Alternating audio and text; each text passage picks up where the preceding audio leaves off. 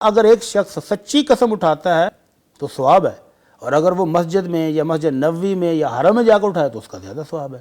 اور اسی طرح اگر وہ جھوٹی قسم اٹھائے، مسجد میں آ کر اٹھائے، ممبر کے پاس کھڑے ہو کر اٹھائے، تو اس کا گناہ یقیناً بہت بڑھ جاتا ہے۔ اللہ کے رسول صلی اللہ علیہ وسلم فرماتے ہیں لا یحلف احد عند هذا المنبر، میرے ممبر کے قریب کوئی بندہ بھی قسم اٹھائے، عبد و اما، بندہ ہو یا بندی ہو، غلام ہو یا لونڈی ہو، علی یمین آثم، اور جھوٹی قسم کھائے، میرے ممبر کے پاس یعنی مسجد نبوی میں آ گیا ہے، ممبر کے پاس آ کر کوئی مرد یا عورت جھوٹی قسم کھائے، الا وجبت لہ النار، اس کے لیے جہنم واجب ہو جاتی ہے۔ تو یہ بہت بڑا گناہ ہے۔ البتہ سچی قسم ہو تو بالکل اٹھائی جا سکتی ہے۔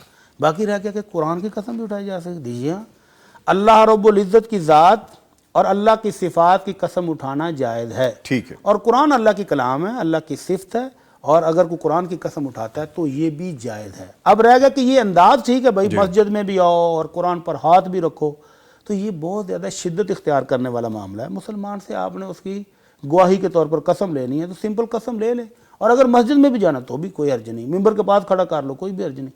تو یہ اتنا زیادہ تکلف ہے، اس بیچارے کو مارنا تھوڑا ہے۔ ہمارے ہاں رواج پتہ کیا ہے؟ ابھی اسی جمعے مجھے ایک دوست نے بڑی خوبصورت بات سنائی۔ وہ کسی علاقے میں گئے ہوئے تھے تو کہتے ہیں شام کی اذان کا تو ٹائم ہو گیا، تو والد صاحب نے کہا بیٹا یہ مسجد نظر آ رہی ہے تو مغرب کا وقت ہوگا، نماز نہ پڑھ لیں؟ تو بیٹا کہتا ہے ابو جی بالکل پڑھنی چاہیے، مسجد رستے میں آ گئی ہے تو ٹائم بھی ہو گیا ہے، لیکن ابو جی آپ نے اذان کی بات سنی؟ کہتا ہے بیٹا نہیں، یہ سب مسجد سے اذان کی آواز تو نہیں آئی۔ کہتے ہیں آپ نے علاقے میں کسی بندے کو اس مسجد کی طرف جاتے ہوئے نظر آیا کوئی؟ کہتے ہیں نہیں۔ کہتا ابو جی پھر یہ مسجد وہ نہیں ہے جس کے لیے آپ سمجھ رہے ہیں کہ نماز پڑھ لیں۔